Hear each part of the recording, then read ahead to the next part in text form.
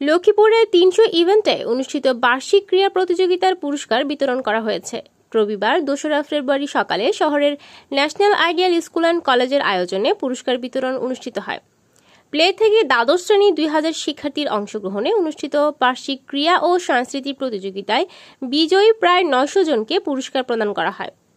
অনুষ্ঠানে প্রধান অতিথি হিসেবে উপস্থিত ছিলেন সদর উপজেলা নির্বাহী কর্মকর্তা জামশেদ আলম রানা। প্রতিষ্ঠানের অধ্যক্ষ প্রফেসর রফিকুল ইসলামের সভাপতিত্বে বিশেষ অতিথি হিসেবে উপস্থিত ছিলেন পরিচালক মাওলানা আব্দুল করিম, বাকের হোসেন, উপাধ্যক্ষ হাবিবুর রহমান সবুজ, সহকারী শিক্ষক ফারহানা আক্তার, ইসমাইল হোসেন, আতিকুর রহমান, মারজাহান মুন্নি, আবিদা বিনতি, আশরাফুল ইসলাম প্রমুখ। অতিথিরা বলেন, পড়ালেখার পাশাপাশি খেলাধুলা ও সাংস্কৃতিক কর্মকাণ্ড শিক্ষার্থীদের মানসিক বিকাশে সহযোগিতা করে। তাদের মোবাইল বিমুখ রাখতে হবে এবং পড়ালেখায় মনোযোগী হতে হবে। ভালোভাবে পড়ালেখা করে যোগ্য মানুষ হিসেবে গড়ে উঠতে হবে। শিক্ষার্থী আছো, সবাই কেমন আছো? সবাই ভালো। আমরা ন্যাশনাল স্কুল অ্যান্ড কলেজ সম্পর্কে জেনেছি। আমার এখানে 2 মাস হলো। 2 মাসে এখানকার যে সমস্ত প্রতিষ্ঠানগুলো ভালো করছে, তো আমি যখন কারো কাছে জানতে চাই তখন প্রথম যে প্রতিষ্ঠানের কথা উঠে আসে সেটা ন্যাশনাল স্কুল অ্যান্ড কলেজ।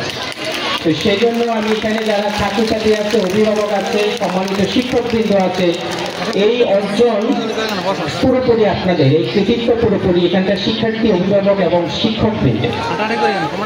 আমরা সম্প্রতি তারুণ্য উৎসব উপলক্ষে, তারুণ্য উৎসব আমাদের শুরু হচ্ছে 31 ডিসেম্বর এবং সেটা চলবে আগামী 20 ফেব্রুয়ারি পর্যন্ত। সেই উপলক্ষে উপজেলা প্রশাসন এবং জেলা প্রশাসন থেকে অনেকগুলো কর্মসূচি হাতে নিয়েছি। তার মধ্যে ছিল বিতর্ক প্রতিযোগিতা, উপজেলা পর্যায়ে স্কুল এবং কলেজ পর্যায়ে বিতর্ক প্রতিযোগিতা। সেখানেও দেখেছি ন্যাশনাল আইডিয়াল স্কুল অ্যান্ড কলেজের শিক্ষার্থীরা সেখানেও ভালো করেছে।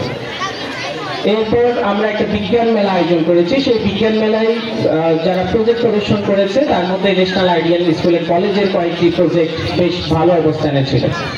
তো দেখা যাচ্ছে যত এক্সট্রা কারিকুলাম অ্যাক্টিভিটিস আছে, প্রত্যেকটা অ্যাক্টিভিটিসেই ন্যাশনাল স্কুল অ্যান্ড কলেজের কোনো না কোনোভাবে অংশগ্রহণ আছে।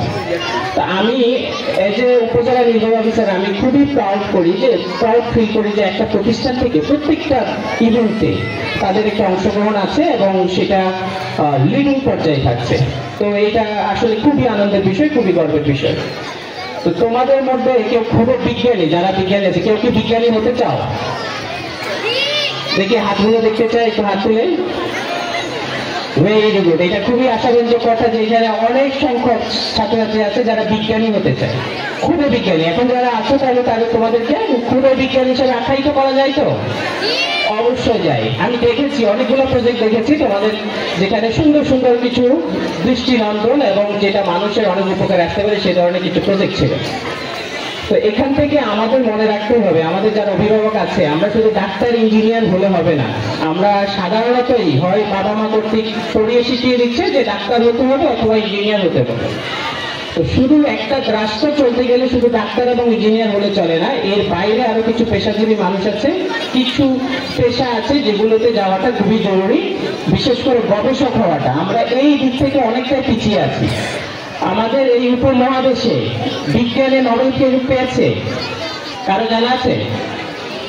হ্যাঁ, বিজ্ঞান ও প্রযুক্তিতে আমরা নোবেল পেয়েছি। কিন্তু যেই দেশ বিজ্ঞান ও প্রযুক্তিতে যত এগিয়ে যায়, আমাদের একটা চ্যালেঞ্জ আছে ভবিষ্যতে, সেটাকে বলা হয় ফোর্থ ইন্ডাস্ট্রিয়াল রেভলিউশন, চতুর্থ শিল্প বিপ্লব। শব্দটা তোমরা কেউ শুনেছ? এইটার মোকাবেলা করতে হলে আমাদের লাগবে বিজ্ঞান এবং প্রযুক্তিকে আমাদের দক্ষতা বাড়াতে হবে।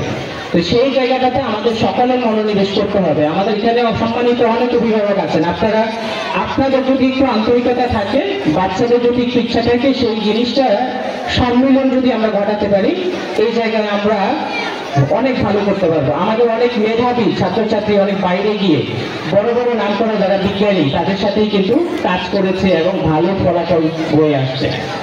তো এখান থেকে আমরা প্রতিজ্ঞা নিতে চাই যে ভবিষ্যতে আমরা এই বিষয়ে মনোযোগ দিব, আমাদের ছাত্রছাত্রীদেরকে আমরা বোঝাবো এবং ছাত্রছাত্রী যারা আছে তাদের বলতে চাই যে শুধু ডাক্তার ইঞ্জিনিয়ারের গতানুগতি কিছু পেশার বাইরে আমাদের আরো কিছু টার্গেট থাকতে হবে। যারা একটু বড়র দিকে আছে, 19-এর অনেকে আছে, তাদের প্রতি আমি অনুরোধ জানাতে চাই। আমি কথা সংক্ষিপ্ত করবো।